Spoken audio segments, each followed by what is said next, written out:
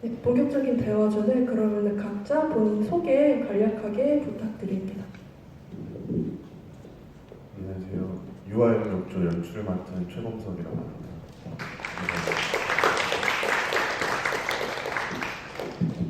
네, 함지를 위해서 철교 연기한 진성찬입니다. 반갑습니다. 안녕하세요. 작두 만든 정재용이라고 합니다. 네, 안녕하세요. 작두의 기동 역할 맡은 송초로라고 합니다.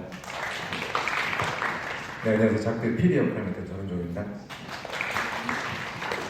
네, 이렇게 모시게 돼서 굉장히 영광으로 생각을 하고 제가 이 영화 관련해서 좀 많이 찾아보다 보니까 감독님들, 배우님들 모두 이 영화를 극장에서 상영을 하는 게 처음이 아니시더라고요. 이미 다른 영화제도 꽤 많이 다니신 걸로 기억을 하고 있는데 이렇게 다른 영화제에서도 많이 뵙겠지만은 오랜만에 이런 인천에 있는 극장에서 상영하시게 된 소감 간략하게 짧게 한마디씩만 부탁드립니다. 네, 여러 기회가 있어서 영화를 몇 번 다녔는데 다 한 번씩은 좀 겹쳤던 것 같거든요. 그래서 함진아비는 한 3번 본 것 같아요. 그래서 반가운 느낌이 들고 그래도 이렇게 인천에 이렇게 좋은 극장에서 상영을 하게 돼서 되게 감회가 남다르고 되게 감사하다는 생각이 있습니다. 네, 제가 이번 연출에서 못 봤어요. 죄송합니다. 좀 늦어가지고 보려고 했는데 다음에 꼭 보겠습니다. 그리고 작두랑 다 봤었죠. 정도는. 되게 좋네요. 네, 감성. 그래서 너무 감사하고 계셔주신 관객분들도 너무 감사합니다. 네. 네, 이렇게 이런 느낌의 극장에 사실 뭐 그때 들어오자마자 저기 그 운종이 형이 얘기했어요. 뭐 약간 군생활 할 때 어디 전쟁 영화 틀어준 백마고지 이런 데 가면 군인들 다 같이 거기서 이제 전쟁 영화 틀어주는 그런 시설이 있거든요. 그래서 거기 온 것 같다 처음에 그랬는데 영화가 딱 시작되니까 극장이네요. 역시 좋았습니다. 저는 이제 이 동인천 근처에서 공연으로 여기 한번 왔었던 적이 있었는데 위치가 정확히 여기인지 모르고 여기 와보니까 예전에 한번 왔었던 곳이더라고요. 근처였었는데 그래서 평양냉면 맛있는 것도 알고 있어서 상영 전에 평양냉면도 먹고 오랜만에 이렇게 셋이 같이 움직여가지고 이런저런 얘기하면서 극장에 들어왔는데 예전에 제가 전 대전 사람인데 대전에는 큰 극장 들어오기 전에 이렇게 작은 규모의 극장들이 좀 있었어요. 거기서 친구를 봤던 청불인데 몰래 들어가서 봤던 갑자기 그 생각이 들면서 정겹습니다. 초대해 주셔서 감사합니다. 네, 이렇게 저도 이렇게 초대해 주셔서 너무 감사하고 이렇게 와서 관객분들하고 만날 수 있는 기회를 주셔서 관계자분들 너무 감사드립니다. 2층이 있는 극장에 정말 처음 와본 것 같은 느낌이 드는 것 같아요. 그래서 되게 새로웠고 되게 좋은 경험이었습니다. 이게 사실 이번 이 영화의 마지막 영화제가 아닐까 싶은 얘기를 저희끼리 나눴는데 그만큼 좀 감회가 좀 새롭고 오랜만에 또 다시 봤는데 전 진짜 그래서 그런지 마지막이라서 그런지 몰라도 더 재밌게 봤던 것 같아요. 그래서 몰랐던 지점들도 또 계속 보이게 되고 그랬습니다. 좋았습니다. 감사합니다.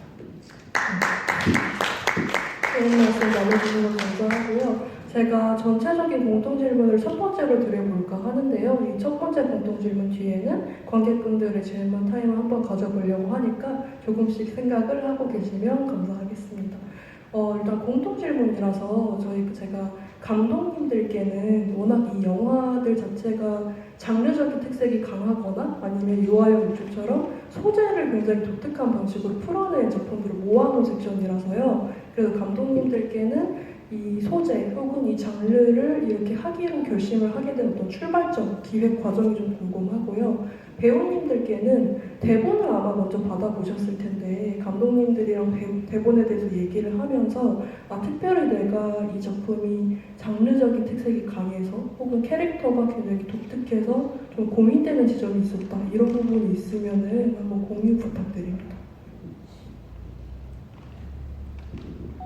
이 작품을 기획을 할 때는 그 타임 슬립 혹은 그 시간이 되게 점프하는 식의 영화들에 대해 좀 관심이 좀 있었고 이걸 저만의 방식으로 좀 녹여내고 싶은 생각이 있었습니다. 그래서 이 트라우마라는 것에 대해서 접근을 할 때 이게 과연 극복할 수 있는 것인가에 대한 질문을 던지고 싶었고 그리고 이 트라우마에 시달리시거나 그 증상을 앓는 분들은 그 시간이 되게 멈춰 있다고 하더라고요. 그 일어난 사건에 멈춰 있고 그 언제나 그 사건을 되게 되풀이한다라는 이야기를 들었어서 그 조사를 하면서 이 유아용 욕조라는 영화의 컨셉으로 같이 촬영을 해서 만들었던 것 같습니다.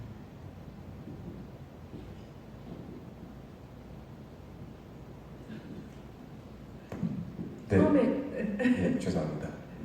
먼저 네, 주말에 긴 영화 봐주셔서 먼저 감사드리고요. 저는 소재적으로는 제가 그 뇌과학 다큐멘터리를 한 2년 가까이 찍으면서 이제 종교를 좀 뇌과학으로 좀 설명해야 되는 작업을 하면서 실제 무당분을 제가 한 3개월 정도 이렇게 따라다니면서 촬영을 한 경험이 있었어요. 그리고 또 때마침 이제 학교로 복학해서 영화를 찍어야 되었을 때 좀 하고 싶었던 얘기는 이렇게 좀 실패하거나 아니면 좀 왜곡된 성장을 하는 마마보이의 이야기를 좀 쓰고 싶었거든요. 근데 그런 엄마한테 의존하거나 어떤 혈육 어떤 그런 것들이 되게 뭐 비유하자면 되게 저는 지상의 것이라는 생각을 했고 또 이런 무속 같은 거는 뭐 일반적으로 되게 이런 육체랑은 관련 없는 어떤 영적인 거라는 생각이 있잖아요. 그래서 그 소재 속에 이 마마보이 이야기를 뒤집어 씌워보면 그 대비가 확실히 더 효과적일 수 있겠다. 그런 접근으로 좀 다가갔던 것 같습니다.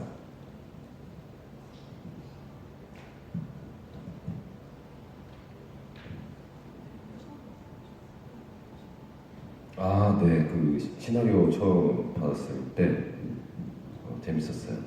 그 이제 그 문화를 저는 보고 자란 세대여가지고 그 마을에 축제, 파티 그런 분위기로 알고 있었는데 그거는 되게 공포 장르로 만들었다는 데서 되게 흥미롭게 생각을 했었고 사실 제가 그 당시에 공포 한번 해보고 싶다 했는데 또 우리 또 좋게 또 그렇게 돼가지고 그랬습니다. 네.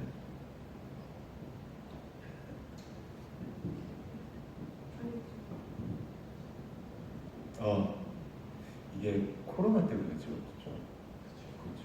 이게 사실 처음에 시나리오 단계는 기억이 안 날 정도로 좀 오래전이라 사실 감독님이라는 그 전작품을 같이 해서 자연스럽게 작두를 같이 또 하게 되었는데 처음에는 그냥 한 장 정도에 분리하는 시도 트리트먼트 정도였었나요? 그 정도 됐을 때는 이거 오컬트인가? 이게 무슨 장르인가? 왜냐면 또 무속 이야기가 나오니까 또 신내림을 받고 또 뭐 이런저런 굴타는 장면도 있고 저는 처음에 그렇게 장르를 생각했다가 시나리오가 점점 완성되면서는 좀 헷갈리기 시작했어요. 그래서 이게 신을 받는 얘기냐, 기동이 어떻게 되는 얘기냐 이런저런 얘기를 좀 나눴던 기억이 있고 지금 또 다시 오랜만에 영화를 보니까 기동이 신을 받는 이야기다라고 생각했었을 법하다라는 생각도 드는데 사실은 그냥 아까 감독님 말씀하셨던 것처럼 그것은 그냥 소재이고 그 안에 담긴 이야기가 더 중요했겠구나. 감독님 초반부터 그렇게 얘기하셨는데 저는 사실 그게 좀 잘 받아들여지지가 좀 않았던 것 같아요. 그 이유는 기동이 다리를 절다가 또 어느 순간은 또 두 다리로 뛰기도 하고 계단을 멀쩡히 걷기도 하고 그런 글로만 봤을 때는 그런 의문들이 있어서 이런저런 좀 초반에 헷갈렸던 부분이 있었는데 결국엔 지금 비슷한 결과적으로는 이렇게 지금 말씀하신 것처럼 그렇게 말씀을 해주셨는데 촬영 들어가기 전까지 저 계속 어떻게 이걸 풀어나가야 될지 계속 고민했었던 기억이 납니다. 네, 저도 처음에 대본 받았을 때 받고 나서 이제 누가 하냐 그래서 이제 송철 배우님이 한다 그래서 이 배우님하고는 많은 작품을 이렇게 많이 했었어요. 연극도 그렇고 영화도 그렇고. 동기라. 네, 그래서 하겠다. 좀 재밌을 것 같다. 네, 측면이 좀 커서 선택을 하게 됐고 하고 나서 이제 그 PD 역할에 대해서 좀 고민도 좀 많이 있어요. 너무 이게 하나의 스테레오타입처럼 보일 가능성이 너무 커서 근데 또 이렇게 막상 또 보니까 또 그렇게 연기를 한 것 같기도 하고 그래서 좀 저런 부분에 좀 아쉽다라는 생각도 세번 이렇게 또 떠오르게 되는데 결국은 그렇게 해서 했고 결국 이게 믿고 안 믿고를 떠나서 이게 참 그 어떤 그 말로 아니면 과학적으로 설명되지 못한 부분에 대한 이야기를 한 게 아닐까라는 생각이 들어서 뭔가 저희들도 이제 그런 질문들을 뭐 이렇게 막 던졌지만 이분법적으로 뭔가 이렇다 저렇다라고 하기 애매한 부분도 있었을 거고 저도 근데 처음에 이제 해야 되니까 좀 그런 부분들이 좀 필요했지만 참 그런 상황에서 그냥 이렇게 믿고 갔던 것 같다는 생각이 좀 들어요. 지금 다시 생각해보니까 재밌는 작업을 했습니다. 네, 감사합니다. 이렇게 첫 번째 공동 질문 빠르게 진행해봤고요. 혹시 관객분들 중에 질문하시고 싶으신 분 있으시면 손을 한번 들어주시기 바랍니다.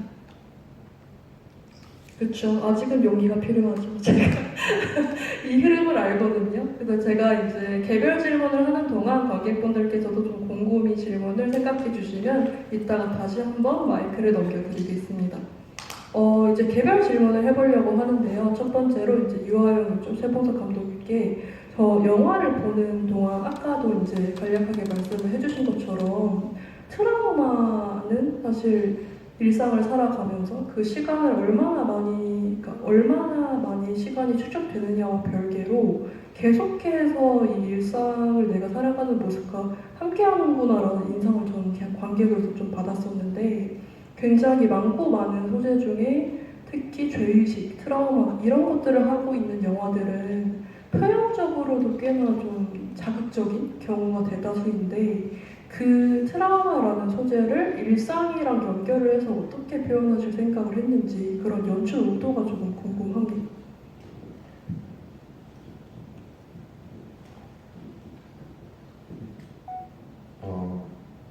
어쨌거나 이 영화를 14분이라는 짧은 시간 안에 가족의 얘기를 담아야 된다는 생각을 했었고 어쨌거나 이 그 혜성이라는 인물이 그 아내건 딸이건 그 가족 구성원들에게도 계속 어떻게 보면 가해를 가하게 되는 입장이라고 생각을 했거든요. 그랬을 때 이 캐릭터를 엄청 나쁘게만 그리고 싶지는 않았던 것 같습니다. 그래서 이 사람도 그 시간에 묶였기 때문에 그런 자기도 폭력을 재생산을 하게 될 수밖에 없는 구조에 있는 거고 근데 이 사람은 그거를 논리적으로 벗어날 수 있는 상태가 아닌 거고 계속 그 시간이 반복되고 있기 때문에 그래서 이 사건을 되게 어떤 가족이라는 그 구성원과 그 집안에서 벌어진 사건의 안에서 좀 함축시켜가지고 좀 표현하려고 했던 부분이 있었던 것 같습니다. 방금 말씀 주신 것 중에 집안에서라는 표현이 조금 와닿는데 저도 영화를 보는 동안 주인공한테 자연스럽게 이입이 돼서 그런지 한 집 안에서 계속해서 벌어지는 어떤 기억들이 계속해서 내 앞에 눈에 펼쳐지는 거잖아요. 그래서 집이라는 같은 공간 내에서 그 주인공이 복도를 걸을 때 다른 형상을 보고 그 욕조가 있는 화장실에 갔을 때도 다른 형상을 보고 그래서 각각의 작은 공간들을 갈 때마다 좀 벗어나고 싶어하는 기억들을 마주한다는 생각이 들었어요. 근데 마지막까지 결국에는 그 집을 혹은 그 기억을 벗어나지 못한 듯한 인상을 받아서 엔딩에 대해서도 혹시 그런 식으로 의도를 한 것인지 그게 좀 궁금합니다. 예, 어쨌거나 이 영화의 이야기 자체를 하나의 환상으로 끝내고 싶지는 않았고 그걸 결국에 그 현실로 붙여 올려고 시도를 했었던 것이 결국에는 이게 어떤 하나의 그냥 꿈이나 이런 것이 아니라 그 모든 시간을 담아온 것에 대한 이야기다. 그래서 그것이 그 조신지몽이라는 제가 가져왔던 어떤 서로의 모티브에서 좀 간주를 시키는 것 같기도 하고요. 그래서 그런 부분들을 좀 더 영화화하고 싶었던 마음이 드는 것 같습니다. 네, 감사합니다. 그러면 두 번째로 함진아비의 저희 진성찬 배우님께 질문을 한번 드려보려고 하는데요. 영화를 보는 동안 저는 사실 이런 장르를 굉장히 좋아해요, 개인적으로. 그래서 영화를 보는 동안 아, 이거 됐다 생각을 굉장히 많이 했었는데 극 중에서 철규라는 역할이 사실 따지고 보면은 상황을 주도적으로 막 진행하는 역할이 아니라 뭔가 순위와 관련된 과거의 그 원죄 때문에 계속해서 거기로 빨려 들어가는 캐릭터인 거잖아요. 그래서 그거를 연기적으로 봤을 때는 표현하기가 조금 힘들었겠다 하는 생각이 조금 들기도 했었는데 연기를 하실 때 계속해서 좀 반응 위주 혹은 밝혀지지 않는 어떤 공포스러운 비밀 그런 것들을 파헤쳐 나가는 과정에서 어떤 식으로 좀 연기 방향을 잡으려고 하셨는지 그게 좀 궁금합니다. 일단은 철규는 그 순위를 찾아갈 게 사실 뭐 안 가도 되잖아요, 굳이. 근데 감독님하고 얘기했었던 거는 뭐였냐면 그냥 좀 간단하게 그래 뭐 어쩌라고 막 가보자 그래 뭔가 약간 그런 하나의 정확하게 무언가를 얻고 약간 그런 마음으로 찾아가는 철규를 만들려고 했었던 것 같아요. 그래서 끝까지 그 마지막에 그 밧줄 이렇게 막 할 때도 그 뭐라고 제가 말을 이렇게 오랜만에 지금 끝까지 반성은 안 해요. 네, 끝까지 미안해는 마음은 없고 네가 감히 나를 약간 그런 이렇게 고래 마지막으로 끌었습니다. 그래서 저희는 그렇게 감독님을 만들어봤었습니다. 그 마지막에 정면을 막 불아리는 그 장면 말씀하시는 거죠? 그렇죠. 네네네. 그러면 저는 이게 약간 연출적인 그런 대본 질문일 것 같기도 한데 과거에 순이한테 그 철규랑 그 친구들은 대체 어떤 죄를 지었길래 그렇게 발발발 떠는지 그게 저는 관객으로서 좀 궁금했거든요. 혹시 배우님께서 생각하신 그런 게 있거나 혹은 감독님한테 따로 뭔가 전달받은 내용 그런 게 있을까요? 아니 뭐 따로 뭐 그런 거는 없었어요. 네, 없었고 아마 근데 뭐 상상하시는 아마 그 다 그거 겁니다. 그거지 않을까? 그래야지. 네. 네, 감사합니다. 저는 그 안 가면 순위가 찾아온다고 하니까 가겠구나. 저는 진짜 찾아오면 정말 무서울 것 같았거든요. 저는 그래서 확 납득이 갔습니다. 그래. 그러니까 안 가도 됐는데라고 맞아요. 깔아줬는데 너 되게 하잖아요. 제가 두 번째 봤는데 함진아비가 세 번째가 봤는데 이제 락균이가 물어보잖아요. 네네. 안 가면 어쩔 건데 차에서 그러니까 찾아온다고 하잖아요. 그럼 가야죠. 너무 무섭다는 거예요.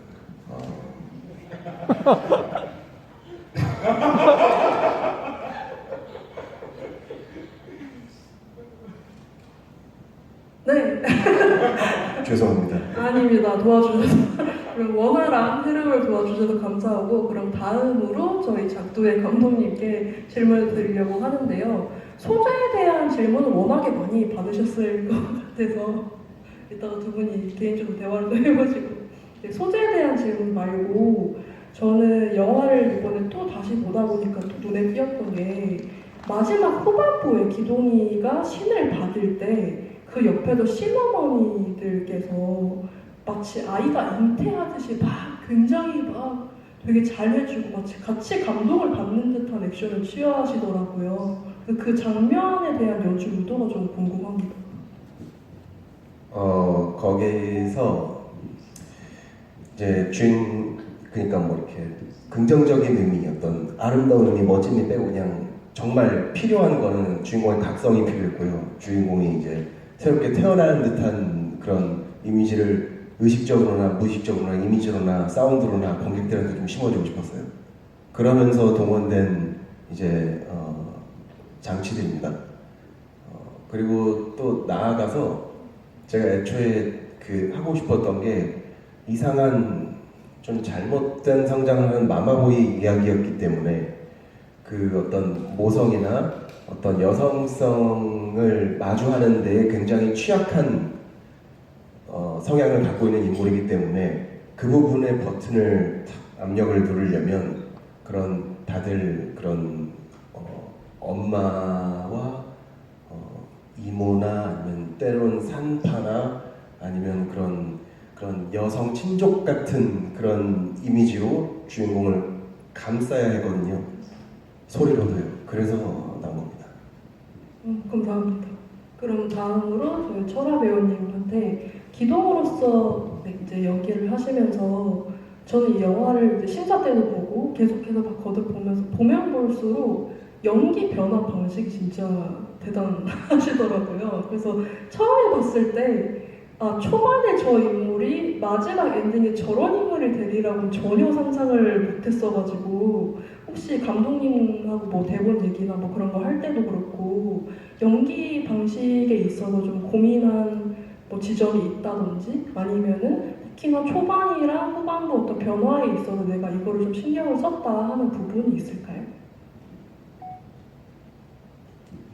이게 아까 말씀하셨던 그 잘못된 성장에 좀 포커스를 두고 변화를 좀 주려고 했었는데 사실 촬영 전에 이런저런 생각이 진짜 많았는데 막상 촬영 들어가서는 그렇게 생각하고 계획했던 것들을 다 하지 못했던 것 같아요. 그냥 그 씬마다 그 순간순간 좀 집중하려고 노력했던 부분들이 있었는데 근데 감독님께서 그래도 그 변화를 주기 위해서 촬영 순서를 좀 배려해 주시고 그리고 중간중간 편집의 힘도 굉장히 컸다고 생각합니다. 인터뷰 장면이랑 그리고 마지막 장면까지 이렇게 이르르는 그 서사들을 제가 좀 경험하고 연기할 수 있도록 좀 배려를 많이 해주셨었던 것들이 좀 도움이 됐고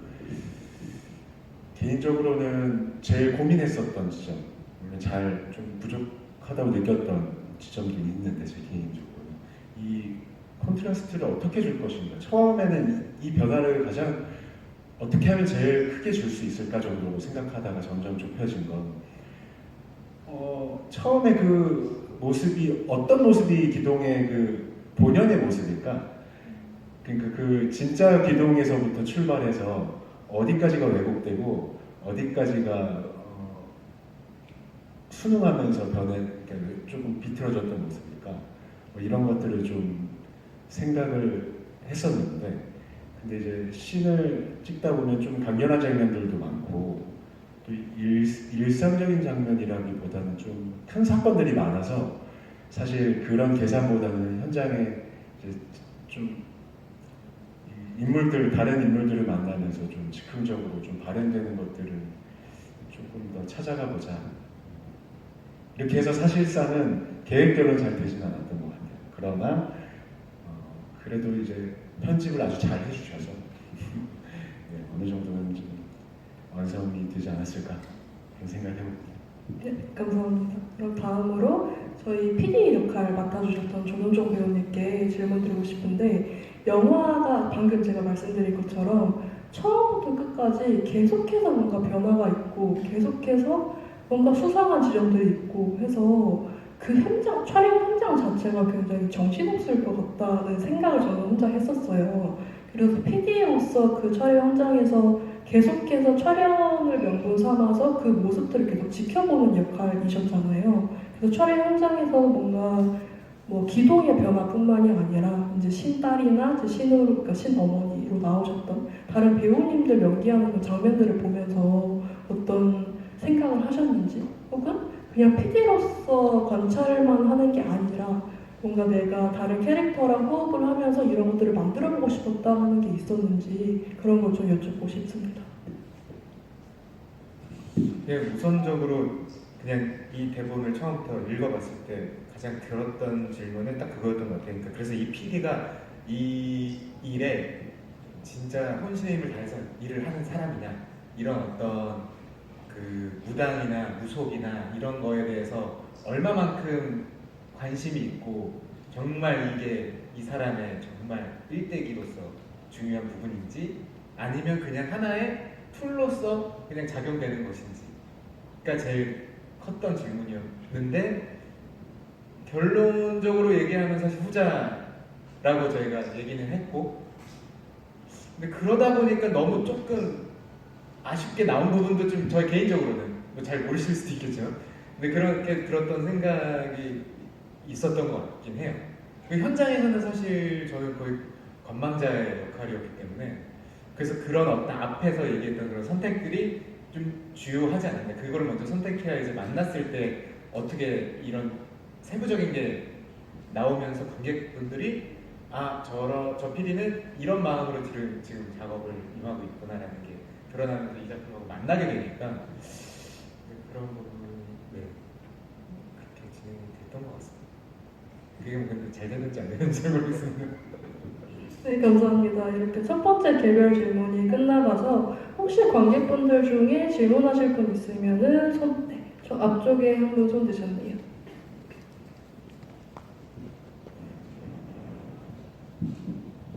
네, 일단 영화 너무 내 작품 다 재밌게 잘 봤고요. 유아용 욕조랑 작두 두 작품 질문드릴 게 있는데, 그 유아용 욕조에서 처음이랑 이제 중간에 나오는 라디오 소리 같은 걸 들어보면은 그 시대적 배경이 이제 나오는 소리들을 저희가 알 수 있는데, 그 굳이 그 시대를 설정하신 이유나 혹은 그거에 대해서 관객들에게 이건 이 시대에 있었던 거다라고 전달해주는 의미가 있는지 궁금하고요. 작두 작품에서는 그 개인적으로 좀 인상 깊게 본 부분이 신엄마와 신딸과의 어떤 알게 모르게 기동을 둔 약간의 대립이라고 해야 될까, 그런 부분이 저는 개인적으로 인상 깊었는데, 이런 둘 간의 대립 같은 거를 생각하시게 된 뭐 계기나 혹은 이런 마마보이의 성장을 보여주고 싶다고 하셨어가지고 그런 요소를 일단은 왜 그런 걸 차용하시는지가 좀 궁금하고, 영화 외적으로는 그냥 약간 이런 굿이나 신내림 같은 작품을 할 때 흔히 파묘 같은 것도 그렇고 고사를 지낸다고 하는데, 그런 걸 지낸지도 약간 외적으로 좀 개인적으로 궁금합니다.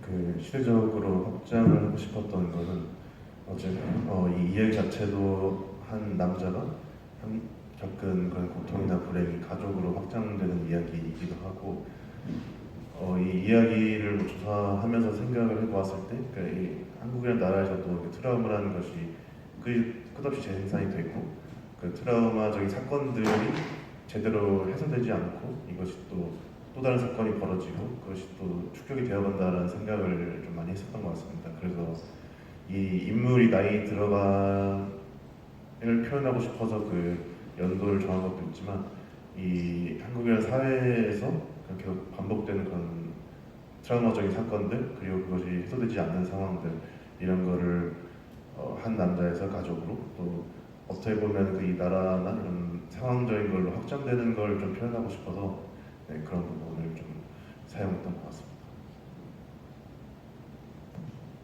네, 그러니까 신딸과 신엄마의 어떤 갈등.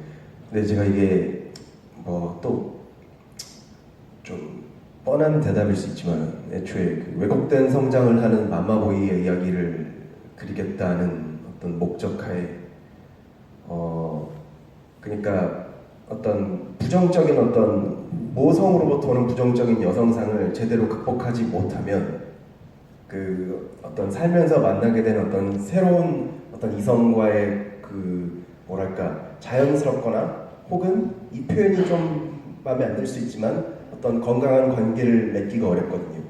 그래서 저는 그 관계를 드러내는 게 이 마마보이 캐릭터를 심어주는 게 되게 중추적이라는 생각을 해서, 왜 사실은 뭐 작두뿐만 아니에요. 되게 예를 들면은 뭐 뻔한 클래식한 그런 뭐 고부간의 갈등 속에 중간에 껴있는 남편이라든가, 뭐 아니면은 뭐 그런 뭐 폴 토마스가 쓴 영화 봐도, 뭐 팬텀 스레드 같은 영화 봐도 거기서 이제 죽은 엄마의 망령을 두고 있는 그 주인공이 그 알마라는 새로운 여성을 못 받아들이잖아요, 자꾸.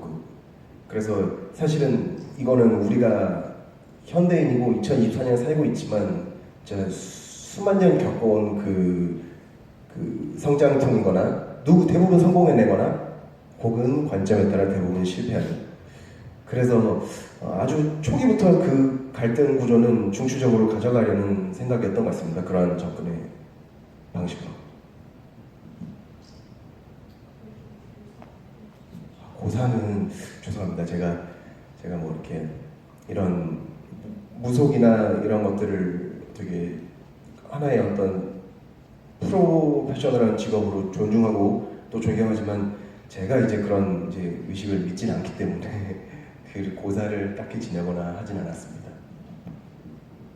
혹시 두 번째 질문하실 관객분 계시면 손 들어주시기 바랍니다. 네, 이렇게 다시 용기를 가지시길 바라시고 저희가 한 10분 정도 시간이 남아서 제가 다시 한번 개별 질문 드리기 전에 혹시 이거 꼭 질문하고 싶어요 하는 분 계실까요? 네, 알겠습니다. 그러면 제가 다시 개별 질문을 돌아가려고 하는데 이번에는 순서를 반대로 드릴까봐요. 그래서 범석 감독님께서 계속 이렇게 긴장하시는 바이브가 약간 보이셔서 순서를 반대부터 이렇게 드리려고 하니까 너무 긴장하지 말아주시고 정동팀 같은 경우에는 그냥 굉장히 가벼운 질문인데요. 오늘 찾아와 주신 게스트분들도 포함을 해서 그 작품 안에서 엄마 역할을 맡으신 배우님도 계시고 신딸 역할을 맡으신 배우님도 계시잖아요. 근데 아까 관객분 질문처럼 현장에서 기싸움하는 장면이라든지 아니면은 누구는 상대방을 보는데 상대방은 이제 다른 상대방을 보지 못하는 장면이라든지 알게 모르게 긴장감이 넘치는 장면들이 많다고 느꼈어요. 그래서 감독님께서 연출을 하면서 어떤 마마보이의 잘못된 성장 이런 소재, 주제 말고 그냥 인물과 인물들 사이의 관계는 어떤 식으로 설정을 하려고 하셨는지 그게 좀 궁금합니다. 그러니까 너무 고리타오는 얘기지만 그 형식은 어쨌거나 그 기능을 반영해야 되잖아요. 그러면 방금 주신 질문도 인물과 인물 관계도 사실은 제가 하고자 하는 이야기를 반영시키고자 그런 갈등으로 나왔는데 그렇다면은 왜 그 카메라 앞에서 불량으로 왜 싸우냐 그런 질문이었던 것 같아요. 좀 더 떨어뜨려 보면 그거는 제가 실제로 PD 생활을 하면서 무속인분들을 이제 취재를 하다 보니까 신엄마건 신딸이건 자기가 조금이라도 더 출연하고 싶어 하세요. 정말로. 왜냐면 신엄마는 이 다큐멘터리를 비로소 나의 어떤 사업이 좀 더 홍보가 되는 기회잖아요. 근데 신딸은 어떻게 보면 이제 창업하려는 사람이에요. 여기서 이제 내가 조금 더 어필해서 내가 어디다가 이제 신당을 차릴 건데 이걸 보고 나를 더 사람들이 찾아오지 않을까 라는 욕망이 있기 때문에 그건 제가 실제로 그거는 취재를 하면서 느꼈던 거고요. 근데 이거는 사실은 우리가 곰곰이 생각해보면 무당이건 무당이 아니건 조금씩 다 더 자기가 더 잘 살아보려고 이렇게 몸부림치는 건 우리도 똑같지 않습니까? 그래서 그렇게 막 많이 꼬고 막 고민이 많고 하지 않게 그냥 튀어나왔던 것 같습니다.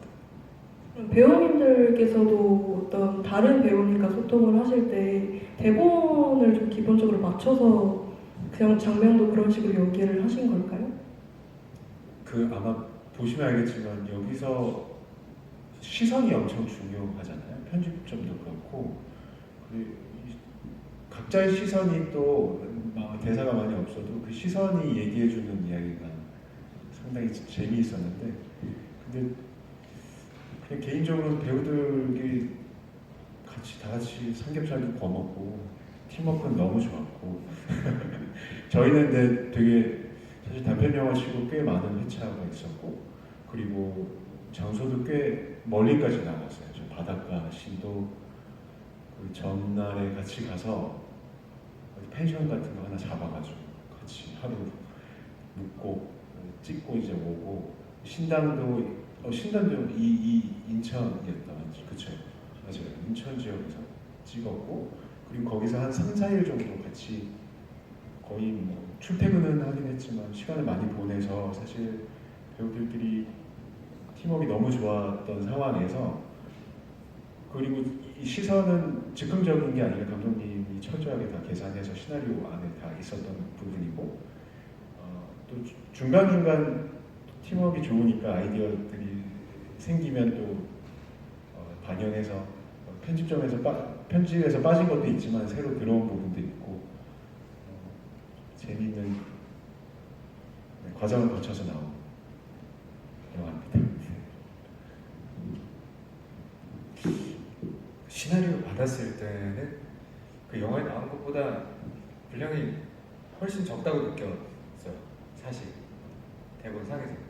근데 이제 감독님이 이 역할은 절대 그렇지 않습니다라고 강력하게 얘기를 하셨고 그러면서 이제 이렇게 편집이 됐는데 저 같은 경우는 사실 이 대본에 쓰여져 있는 거는 좀 뭐랄까 이게 가능성이 되게 많다라고 해야 되나? 그만큼 정보가 분명한 것도 있지만 그만큼 이게 하기 나름이라는 느낌이 너무 많이 들어서 그 부분은 사실 이제 감독님하고 얘기를 해서 이렇게 아까 먼저 이렇게 대답을 했던 그런 내용들 플러스 그냥 현장에서 그냥 배우님 연기하는 거 보면서 이제 리액션하고 그랬던 것 같습니다. 저희 둘이 사실은 이제 학교 동기예요. 그래서 아까 말씀하신 그래서 배우님이라고 하는 게 그래서 너무 좀 이렇게 얘기하는 게 좀 그런하긴 한데 저희가 회장에서 진짜 장난을 많이 쳐가지고 여기 안에서는 사실 그런 관계가 아닌데 뭐 그렇습니다. 뭐 여튼 뭐 이런저런 개인적인 관계도 있고 그리고 또 김범순 선배님 너무 훌륭하신 배우님을 만나서 자연스럽게 또 리액션이 됐던 부분들이 있어요.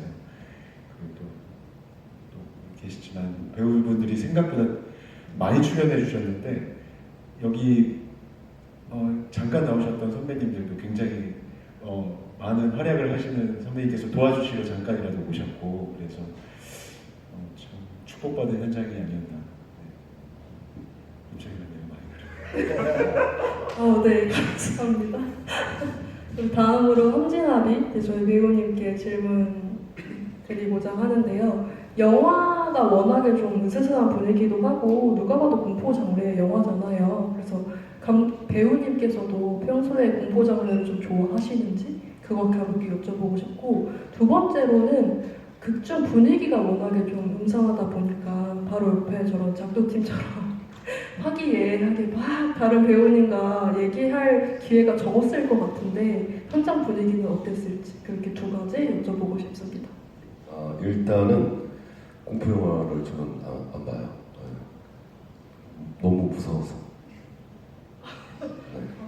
그게 좀 이렇게 밤에 혼자 막 이렇게 가잖아요. 그러면 막 상상이 막 그래가지고 뭐 튀어나올 것 같고 그래가지고 안 봐요.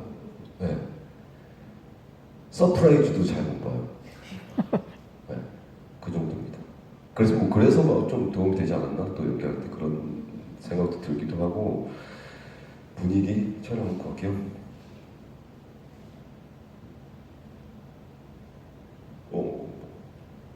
이렇게 배우들하고 이런 분위기?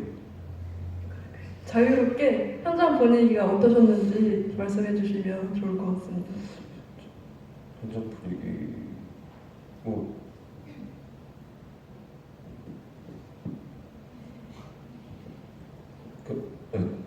괜찮았는데.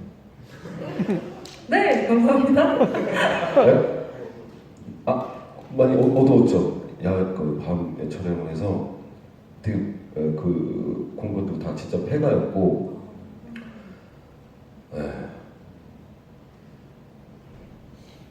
그렇습니다. 네, 감사합니다.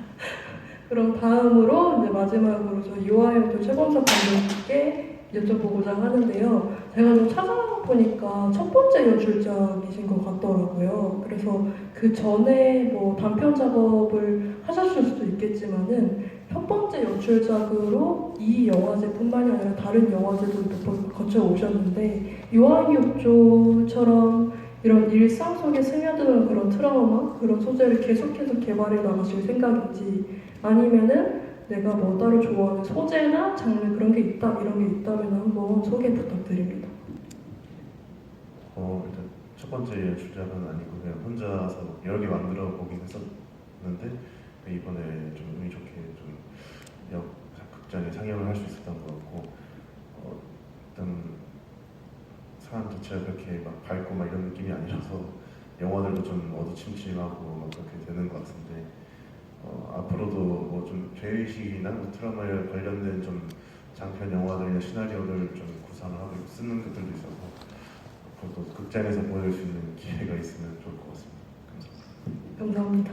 그럼 저희 이 정도로 마무리를 해보려고 하는데요. 진짜 인사드리기 전에 혹시 감독님과 배우님들 제가 방금 여쭤본 것처럼 차기작 계획이 있다라거나 아니면은 그런 게 아니라면 오늘 이제 지구의 소감 간략하게 나눠주시면서 무대 인사하겠습니다.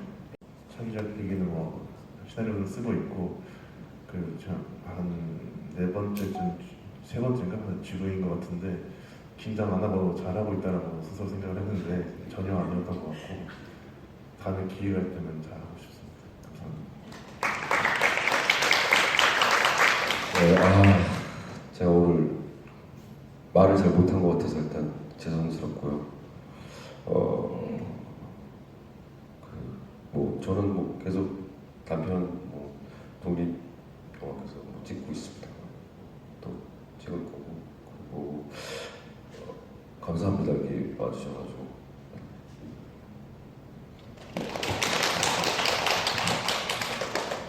그래도 몇 년 전에 이거 작업하면서 기왕이면 기분이 나쁘지만 재밌는 영화를 완성하고 싶다는 생각이었는데 오늘 기분이 나쁘셨다면 죄송하지만 그게 의도였고 또 재밌으셨다면 감사합니다.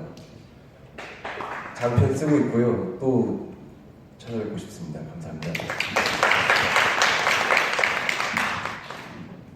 작두를 찍으면서 이거 상영하면 전국을 돌며 우리 같이 좋은 시간 보내자 했던 게 이제 저희가 거의 마지막인 것 같습니다. 2000이. 그런데 이렇게 사실은 오늘 많은 분들이 오실 거라고 상상 못했는데 이렇게 끝까지 자리 지켜주셔서 너무 감사하고 그리고 오늘 개인적으로는 굉장히 의미 있는 날이 될 것 같습니다. 그리고 이 극장이 오래오래 함께 했으면 좋겠습니다. 그리고 저는 시뮬라시움이라는 연극을 준비하고 있습니다. 9월에 대학로에서 하는데 혹시 관심이 있으시면 찾아와 주시고 해녀 보러 오시면 인천에서 뵀어요 라고 하면 같이 술 한잔 할 수 있으면 좋겠습니다. 감사합니다. 또 이렇게 영화 끝나고 남아서 이렇게 지구이게 참석해 주시고 너무 감사드립니다. 네. 차기작은 아마 재용 감독님 차기작이 제 차기작이 될 수 있도록 맞나요? 네, 그렇습니다. 저도 다른 작품들 계속 꾸준히 하고 있고요. 어디선가 보실 겁니다. 감사합니다. 오늘 이렇게 늦은 시간까지 극장에 참여해주셔서 다시 한번 감사드리고요. 이렇게 저희 전국 패션도 무대 인사는 종료하도록 하겠습니다. 감사합니다.